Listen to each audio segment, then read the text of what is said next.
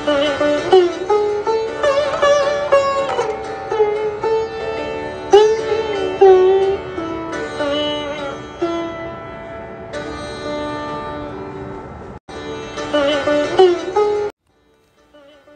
রামকৃষ্ণের পরিবেশ চেতনা, প্রব্রাজিকা বেদান্ত প্রাণা, পত্রিকার 22তম বর্ষ, 3য় সংখ্যা। প্রকৃতির কোলের শিশু গদাই। মিষ্টি আমটি খেয়ে তিনি বাড়ির মধ্যেই আমের আঁটি পুঁতে গাছ হওয়ার অপেক্ষায় থেকেছেন।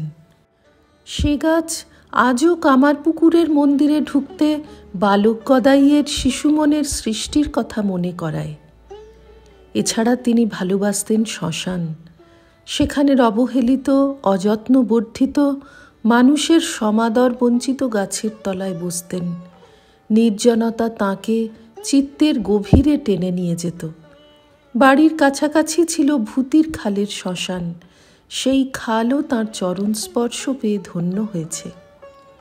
বুধুই মোড়লের শ্মশান ছিল অনেক দূরে। একটা খালের পাশ দিয়ে রাস্তা এগিয়েছে এমন এক স্থানে যেখানকার বড় বড় বৃক্ষ আকাশ আচ্ছাদন করে আছে। সেখানেই সব দেহ জ্বলে নিঃশেষ হবে। নদীর জলে শেষকৃত্য করে বাড়ি ফিরবে শ্মশান বন্ধুর দল। এমনই জায়গাকে মনোমতো করে আপন ভোলা গদাই ভালোবেসেছিলেন। কামারপুকুর থেকে হাঁটা পথে ছিল আনুরে বিশালাক্ষী দেবীর মন্দির। উন্মুক্ত আকাশের তলে মা বসে আছেন। কোনো আচ্ছাদন দেবীর পছন্দ নয়। সেই দেবী দর্শনে গদাই গ্রামের ভক্তিমতী মহিলাদের সঙ্গে যেতেন। সেখানে খেলে বেড়াতো গ্রামের গরিব শিশুর দল। আর ছিল পুকুর ভরা পদ্ম, বড় বড় গাছ, ভারী সুন্দর ছায়া ভরা মায়া, মহামায়ার অবস্থান। আজ ধীরে ধীরে সেই চিত্র বদলে যাচ্ছে শহুরে হাওয়ায়। বলতে ইচ্ছে করে, সবুজ শস্যে ভরা ক্ষেত, পদ্ম ভরা দিঘি, পুরনো বিষ্ণু মন্দির, শিব মন্দির, ধর্মপ্রাণ সরল পল্লীবাসীর ভালোবাসা গদাইয়ের জীবনে যেন এক হরিৎ চিত্রপট রচনা করেছিল। আত্মভোলা অথচ আনন্দময় বালক ছিল নরনারীর নয়নের মণি। গ্রামের কিশোর গদাধর দাদা রামকুমারের হাত ধরে পা দিলেন রাজধানী কলকাতা মহানগরীর ঝামাপুকুরে। সেখানে রামকুমারকে পূজা অর্চার কাজে সহায়তা করে 3টি বছর কাটল।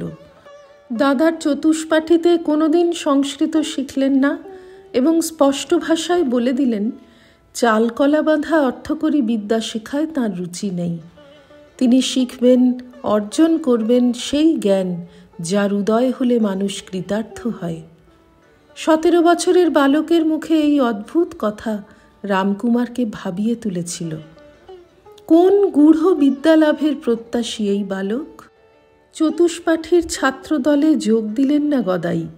দিগম্বর মিত্রের এবং তখনকার কলকাতার কয়েকটি বর্ধিষ্ণু ঘরের নিত্য দেবসেবার ভার রামকুমার ভাইয়ের ওপর দিয়ে তখনকার মতো সমস্যার সমাধান করলেন। কলকাতার পরিবেশ কামারপুকুরের মতো নয়। তবু সম্ভ্রান্ত পরিবারের কুলবধূ আর বর্ষীয়সীরা এই কিশোরকে দেবসেবার কাজে পেয়ে তাঁর সুমিষ্ট কণ্ঠের গান শুনে এবং মধুর আলাপচারিতায় খুবই আনন্দ পেতেন। কিশোর পূজারীটি তাঁদের মন জয় করার সঙ্গে সঙ্গে কলকাতার মানুষের আন্তর্জীবন আর বহির্জীবনের নিখুঁত ছবি মনে তুলে নিয়েছিলেন। পরিবেশ সচেতনতা, অনুপুঙ্খ পর্যবেক্ষণ ছিল তার মনের স্বাভাবিক গুণ। সেই সঙ্গে রঙ্গরসপ্রিয়তা, অভিনয়ের মাধ্যমে বিসদৃশ ঘটনা তুলে ধরার মাধুর্য আর দক্ষতা দর্শকদের মধ্যে হাসির রোল তুলত। এসব গুণ বিরল গুণের পর্যায়ে পড়ে না, কিন্তু এসবের অন্তরালে গদাইয়ের অন্তরের গভীর সহানুভূতি, মানুষের প্রতি করুণা আর ভালোবাসাই ছিল মূল ভাব। শ্রী রামকৃষ্ণার্পণমস্তু। নিবোধত আজকের পাঠ আপনার ফোনে রোজ পেতে চাইলে সাবস্ক্রাইব ও বেল আইকন দুটোই ক্লিক করুন।